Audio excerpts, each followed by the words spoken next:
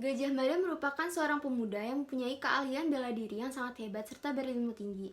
Bunyi Dasa Dharma Pramuka dan Trisatya beserta penjelasannya saat usia 19 tahun, Gajah Mada berhasil menyelamatkan rajanya yang bernama Prabu Jayanegara. Oleh karena kecakapannya, pada 1319 ia diangkat sebagai Patih Kahuripan. Pada 1329, Patih Majapahit yang bernama Aryo Tada menunjuk Gajah Mada untuk menggantikan dirinya. Gajah Mada menolak penunjukan itu karena ingin membuktikan pengabdiannya terlebih dahulu kepada kerajaan Majapahit, yaitu dengan menghentikan pemberontakan Keta dan Sadeng.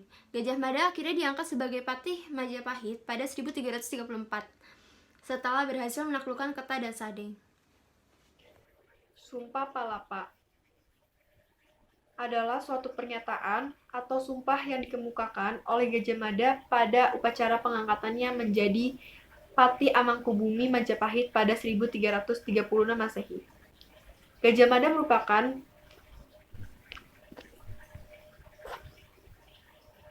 seorang panglima perang dan seorang tokoh yang berpengaruh pada zaman Majapahit.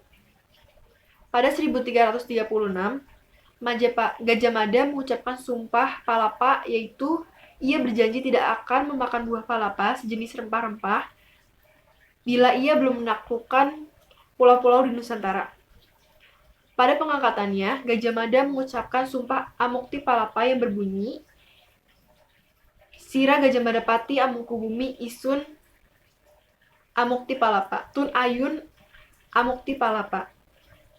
Lamun kalah Huwus Nusantara, lamun Huwus kalah Nusantara, Isun Amukti Palapa.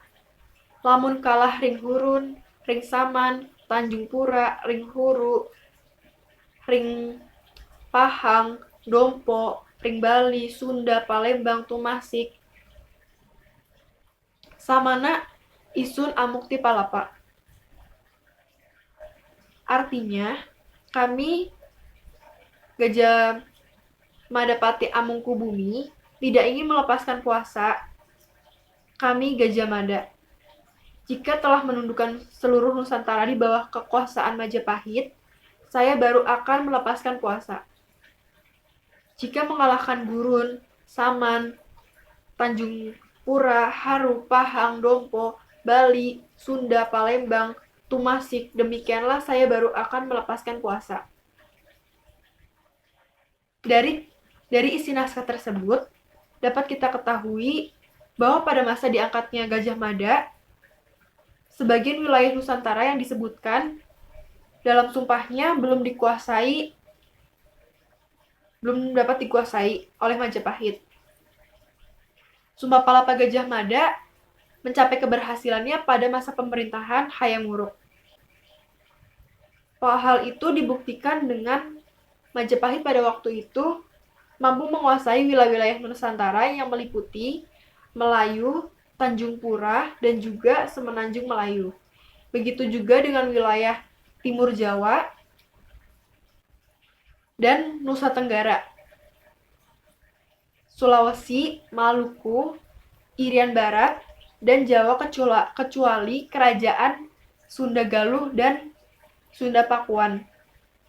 Karir Gajah Mada semakin memuncak setelah Tribhuwana Wijaya Tunggang Dewi turun tahta pada 1351 Masehi. Majapahit dipimpin oleh Hayam Wuruk bersama Gajah Mada mencapai masa kejayaannya. Berkat keberhasilannya itu, pengaruh Gajah Mada di Majapahit semakin besar. Pengaruhnya juga bisa dikatakan telah melampaui Hayam Wuruk dan anggota Sabta Prabu, yaitu semacam Dewan Pertimbangan Agung yang beranggotakan keluarga kerajaan Majapahit. Namun kegemilangan Gajah Mada pun meredup ketika Perang Bubat 1357 Masehi. Pada perang tersebut terjadi pertempuran tidak seimbang antara pasukan Majapahit dengan pasukan kerajaan Sunda yang akhirnya menimbulkan banyak korban. Gajah Mada pun wafat pada 1364 Masehi.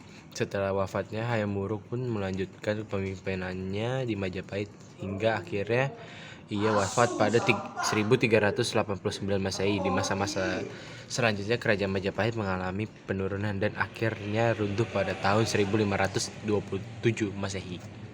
unsur intrinsik dan intrinsik dalam teks sejarah Sumpah Palapa. Yang pertama, unsur intrinsik. Tema ini bertemakan kerajaan karena Gajah Mada merupakan seorang patih dari kerajaan Majapahit. Yang kedua, plot atau alur maju. Yang ketiga, penokohan. Dalam teks tersebut Gajah Mada digambarkan sebagai sosok pemimpin yang bijaksana, pemberani, bertanggung jawab, dan serta rendah hati. Yang keempat, sudut pandang. Sudut pandang orang ketiga, karena dalam teks cerita sejarah menceritakan tokoh menggunakan kata ia, dia, atau nama tokoh. Yang kelima, latar tempat.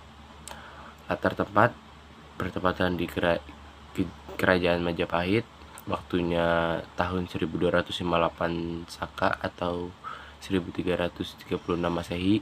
Suasananya gembira, tegang, dan sedih. Unsur ekstrinsik. Yang pertama, adanya bukti sistem pemerintahan kerajaan Majapahit, yaitu adanya Gajah Mada, adanya kerajaan Majapahit, prasasti Kudadu, sumur, dan juga adanya simbol kerajaan. Yang kedua, nilai politik. Nilai politik yang dapat dilihat pada masa kerajaan Majapahit, yaitu terdapat perang antara kerajaan Majapahit dan juga kerajaan Sunda. Yang kedua, nilai ekonomi. Pada masa kerajaan Majapahit, masyarakat hidup sebagai petani dan juga pedagang. Nilai sosial, tentunya dalam suatu kerajaan pasti ada perbedaan kasta antara bangsawan dan juga rakyat biasa. Yang kelima, yaitu amanat. Sebagai seorang manusia, kita harus bertanggung jawab dan menepati janji serta pantang menyerah. Seperti Gajah Mada yang tidak berhenti puasa sebelum menyatukan Nusantara. Terima kasih. Thank you.